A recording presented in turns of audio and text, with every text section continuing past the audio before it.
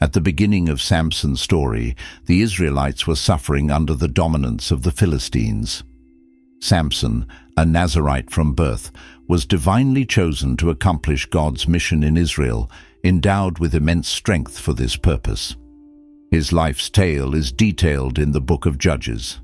Once again, the Israelites engaged in actions displeasing to the Lord, resulting in them being delivered into the hands of the Philistines for 4 decades. Judges 13:1.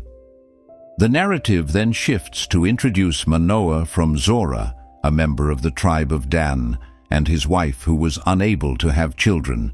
Judges 13:2. An angel of the Lord revealed to her that she would have a son, who was destined to be Israel's next savior. Judges 13:3. The angel of the Lord appeared to Manoah's wife and proclaimed, "Though you have not borne any children up to now, you will conceive and give birth to a son." This kind of miraculous announcement is not uncommon in the Scriptures, mirroring the stories of the births of Isaac in the Old Testament and John in the New Testament. This foretold child was to liberate Israel from the Philistines' control. Accompanying this mission, the angel instructed that the boy be raised under the Nazarite vow, a specific directive that set him apart from other judges. In the book of Numbers 6:1-5, the instructions are detailed as follows.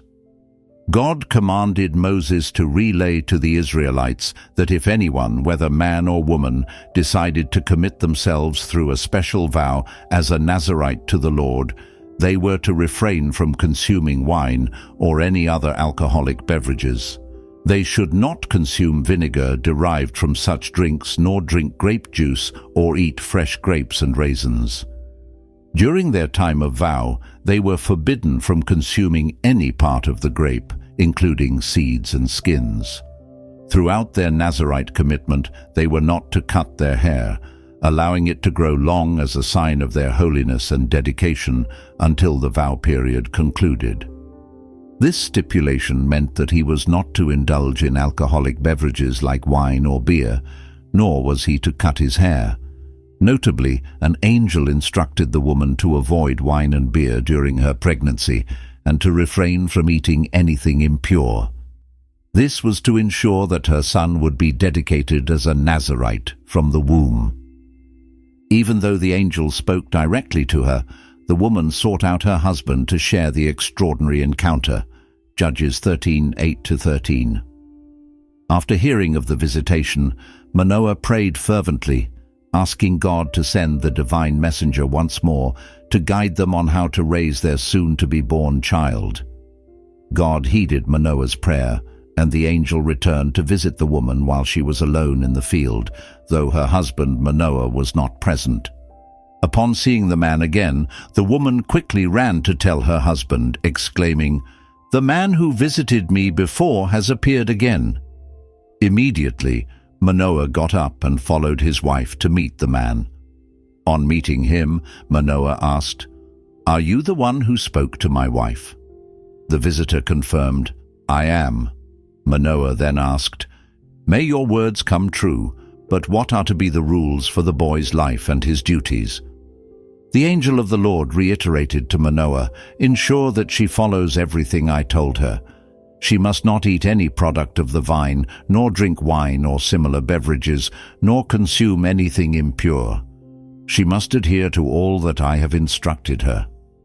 Mistaking the visitor for a mere human messenger from God, Manoah invited him to stay, offering, "Please wait while we prepare a young goat for you."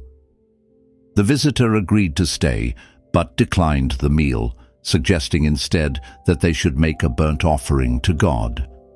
As instructed, Manoah placed the burnt offering on a rock.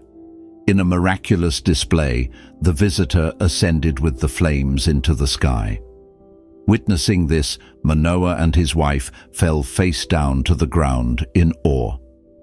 Overwhelmed by fear, Manoah exclaimed, "We're going to die because we have seen God."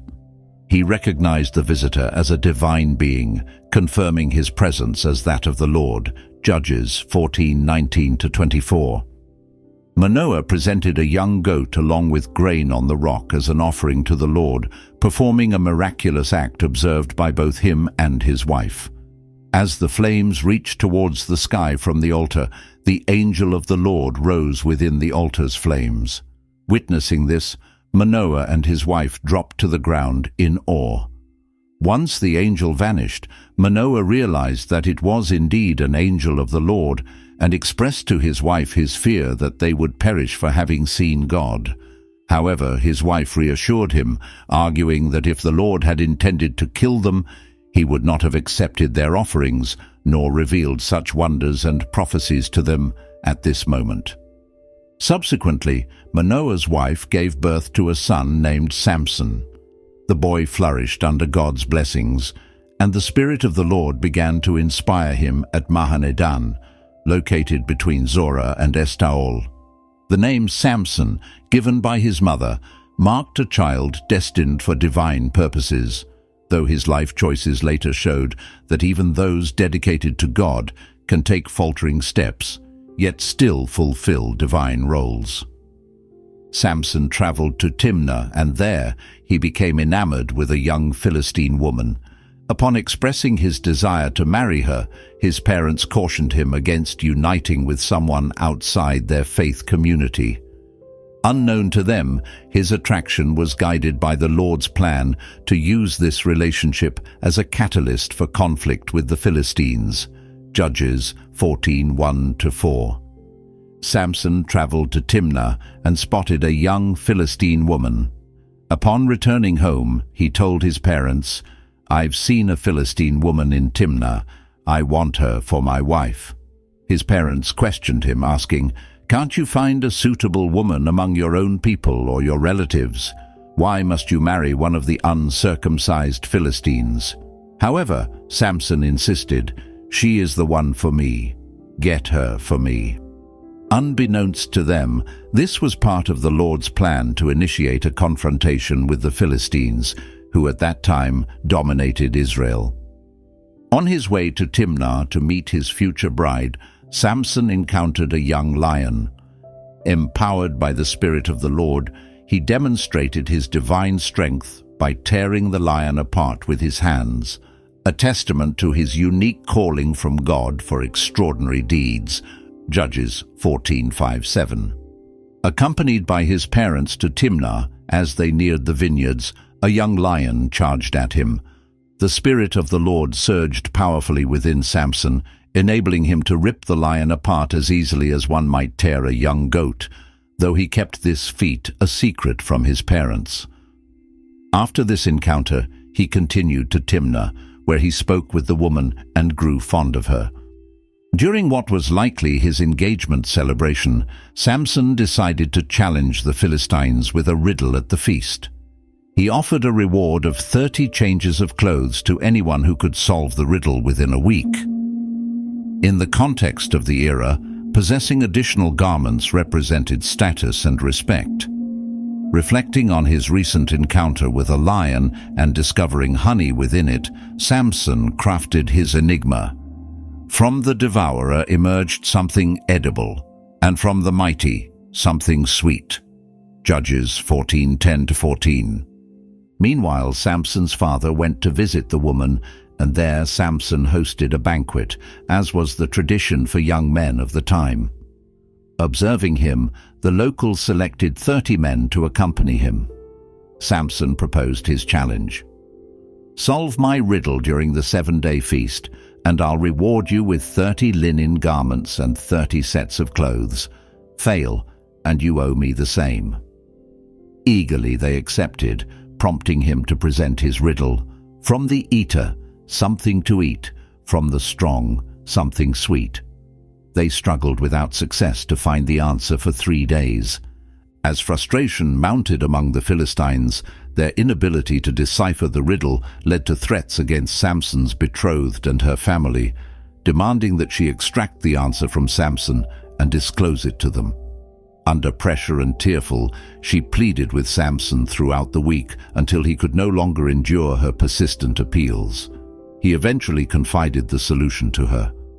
When the Philistine men later recited the correct answer, Samson realized they had learned it through deception.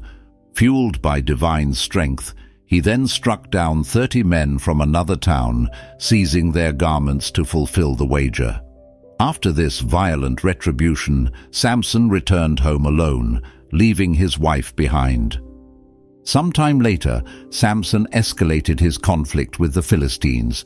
He attempted to see his wife, but her father blocked him from her chamber, having married her off to another man under the belief that Samson no longer favored her.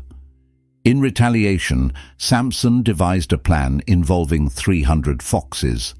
He captured them, tied their tails together in pairs with ropes and torches, ignited the torches, and released them into the Philistine fields, destroying their crops and vegetation.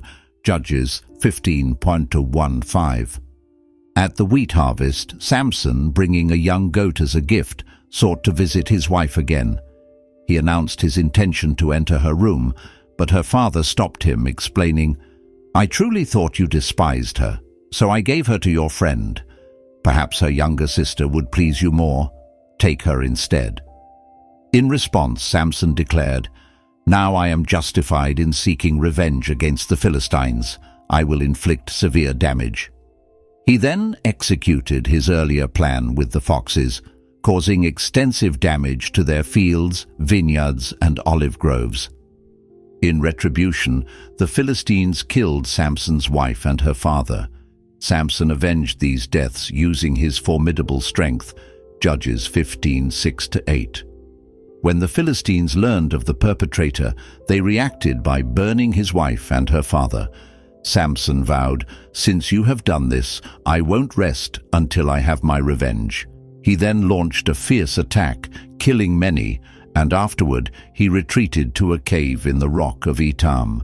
In response, the Philistines surrounded a town in Judah where Samson was hiding. To appease them, 3,000 Judean men approached Samson to hand him over, blaming him for provoking their oppressors. Ironically, they were betraying the very person sent by God to liberate them from Philistine tyranny. Samson consented to go with them only after securing a promise that they would not kill him themselves. Judges 15:12-13. The men approached Samson and said, "We have come to bind you and deliver you to the Philistines." Samson replied, "Promise me that you won't take my life yourselves." They agreed, saying, "We'll only bind you and hand you over to them. We won't kill you." So they secured him with 2 new ropes and escorted him from the cave. Upon seeing Samson bound and approaching, the Philistines shouted in anticipation. However, at that moment, the Spirit of the Lord surged powerfully within Samson, a turn of events the Philistines would soon regret. Empowered divinely, Samson easily broke free from the ropes that seemed trivial against his newfound strength. He then picked up a fresh donkey jawbone and used it to defeat 1,000 men, achieving a feat that could only have been made possible with the Lord's aid. Judges 15:14-15. As Samson neared Lehi, the Philistines advanced towards him, yelling.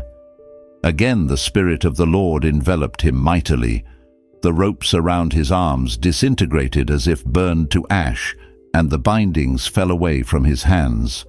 With a newly found donkey jawbone in hand, he struck down 1,000 men. After executing his vengeance on the Philistines, Samson was struck by severe thirst and called out to the Lord. In response, the Lord mercifully revived his strength and brought forth a spring from the ground. This spring was henceforth named Spring of the One Who Cried Out by Samson, who continued to lead Israel for 20 years. Judges 15:18-20. Overwhelmed by thirst after his victory, Samson called out to the Lord, "You have granted me this great triumph. Must I now perish from thirst and fall into the hands of the uncircumcised?" In response, God made water flow from a hollow in Lehi, revitalizing Samson when he drank from it. This newly sprung water source was named En-Hakkore, which remains in Lehi to this day. Samson continued to govern Israel for 20 years during the era dominated by the Philistines. Miracles often accompanied the descent of the Lord's Spirit upon individuals like Samson in the Old Testament, triggered by particular needs. From the New Testament period onwards, the Spirit of the Lord has been indwelling all believers as described in Ephesians 1:13-14.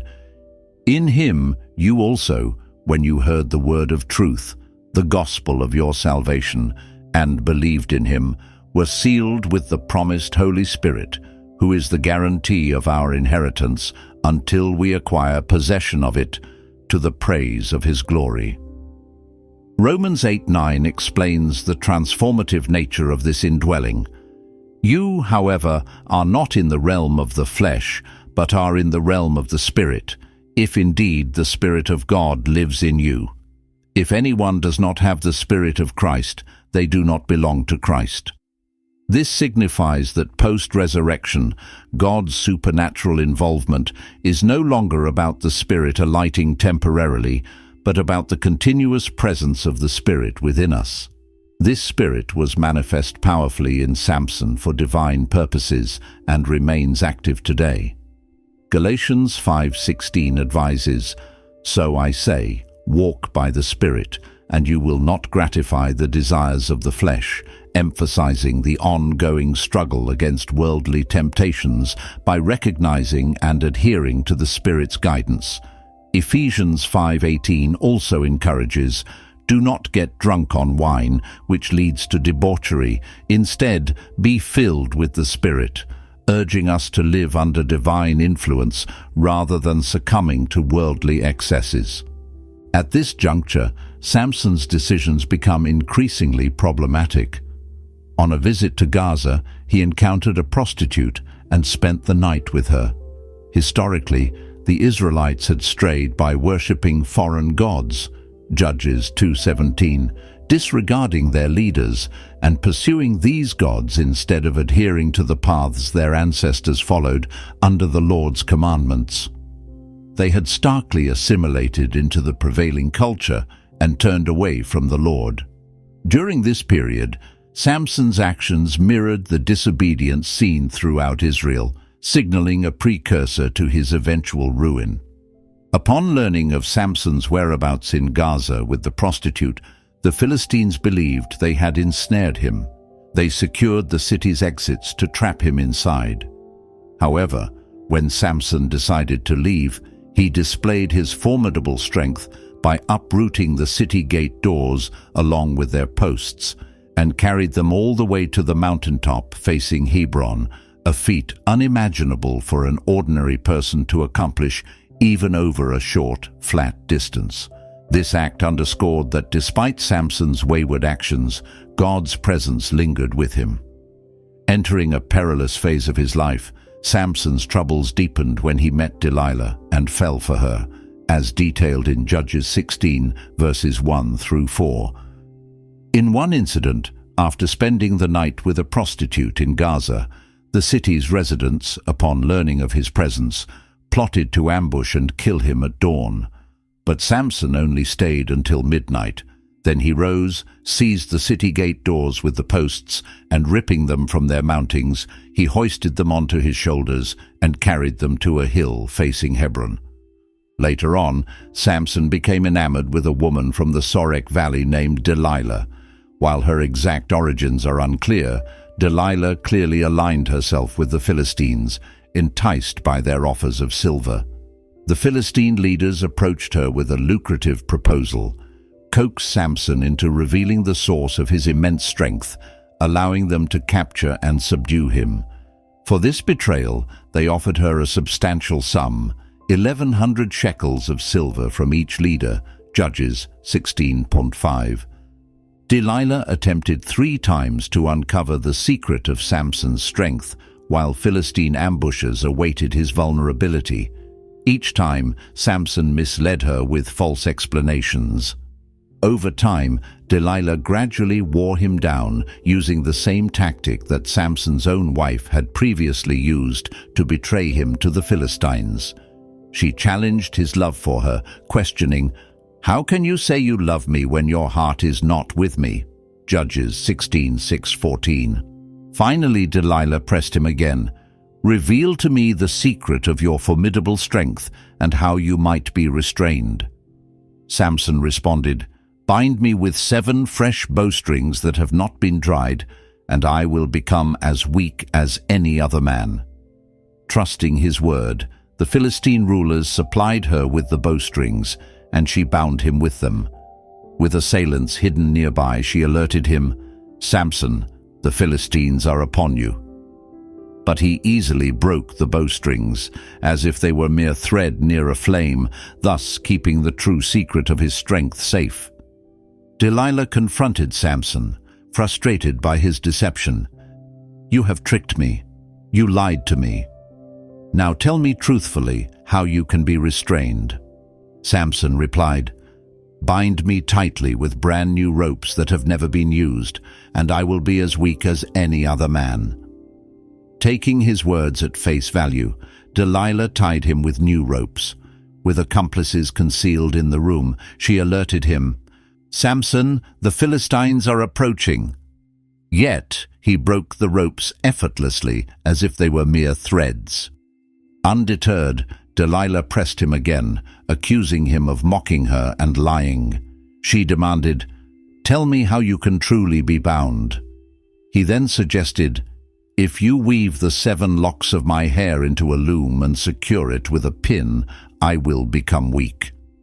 Believing this might be the truth, Delilah wove his hair into a loom while he slept and secured it with a pin. She then woke him, exclaiming, "Samson, the Philistines are upon you." He woke up and simply pulled away the loom and the pin. Her frustration mounted as she accused him once more of mocking her, noting that her actions were driven by frustration rather than affection. Exhausted by her constant nagging and seeking relief, Samson finally revealed his secret, driven to despair by her incessant questioning. "No razor has ever touched my head," he confessed, "for I have been a Nazarite to God from my birth. If my hair were cut, I would lose my strength and be like any other man." Delilah challenged his love for her, lamenting, "How can you claim to love me when you refuse to trust me? This is the 3rd time you've deceived me and withheld the secret of your great strength." Worn down by her relentless pestering, he disclosed everything about his vow to God and the true source of his strength. Delilah acted swiftly and decisively. As Samson slept on her lap, she cut off his hair, a symbolic act of betrayal facilitated by the Philistine leaders who were lurking nearby with their promised payment of silver. With his strength gone, a tragic realization dawned on Samson. Upon awakening, he believed he could escape as before, declaring, "I will escape as I did before and shake myself free." However, he was unaware that the Lord's presence had departed from him. This was a critical moment where Samson's choice to place his trust in Delilah over his covenant with God proved catastrophic. The narrative underscores a profound truth. No earthly relationship, no matter how close, should supersede one's relationship with God. Samson's grave error led to severe consequences. He was captured by the Philistines, blinded, shackled, and forced into laborious imprisonment, effectively placing him under the control of God's enemies. This serves as a sobering reminder of the dangers of removing God from one's life, as it allows malevolent forces to dominate. Judges 16:18-22 paints this picture vividly. After Delilah verified that Samson had disclosed his secret, she summoned the Philistine rulers, who came prepared with silver. Upon shaving the 7 locks of his hair, she watched as his strength faded. When she exclaimed, "Samson, the Philistines are upon you," he awoke, mistakenly confident in his ability to free himself as before, not realizing that he was now devoid of divine protection. Subsequently, the Philistines captured him, blinded him, and took him to Gaza, where he was bound and forced to grind grain in prison. Yet, in a hint of potential redemption, his hair began to grow back, suggesting that his story was not yet over. This passage suggests that God's plans for Samson were not yet complete. Why mention that his hair, the source of his strength, had begun to grow back? The regrowth of his hair symbolized his internal shift, a sign of his repentance and turning back to God. This change in him was soon to be evident in a prayer he would offer to God. Sometimes, to truly capture your attention, God might allow you to reach your lowest point. Samson was at his lowest, yet his hair was growing back. Meanwhile, the Philistine leaders gathered to offer a significant sacrifice to Dagon, their god, celebrating their triumph over their enemy, Samson, whom they now held captive. As they rejoiced during this event, they called for Samson to entertain them at the temple, positioning him between its pillars, unknowingly setting the stage for their downfall. The temple was filled to capacity, with around 3,000 onlookers on the roof alone. Aware of his surroundings, Samson prayed to God for the strength to bring down the temple. He exerted all his might, and the temple collapsed, crushing the leaders and all present. Judges 16:23-28 recounts this event, describing how the Philistine rulers praised their God for delivering Samson into their hands. The people cheered, crediting their God with the capture of their adversary, who had devastated their lands and increased their casualties. In a moment of high spirits, they demanded Samson be brought out to amuse them. Led out of prison, Samson was positioned between the temple pillars. He asked the servant holding his hand to place him near the pillars that supported the temple, allowing him to lean on them. As the temple was densely packed with all Philistine rulers and about 3,000 spectators on the roof, Samson called upon the Lord, seeking strength for one final act of retribution for the loss of his sight. With this last display of strength, Samson killed more of Israel's oppressors in that moment than he had throughout his life. Samson, regrettably, fell victim to the corrupt culture around him and made poor choices. However, he is recognized among the faithful in Hebrews 11:32-33, where he stands alongside other venerable Old Testament figures like Daniel. This acknowledgement should inspire hope in everyone. Despite his imperfections, Samson possessed one vital attribute. He held the belief that God could use him to fulfill his divine purposes. Thank you for watching the entire video. If you enjoyed it, please give it a like, subscribe to our channel, and leave a comment below to let us know what you think. May God bless you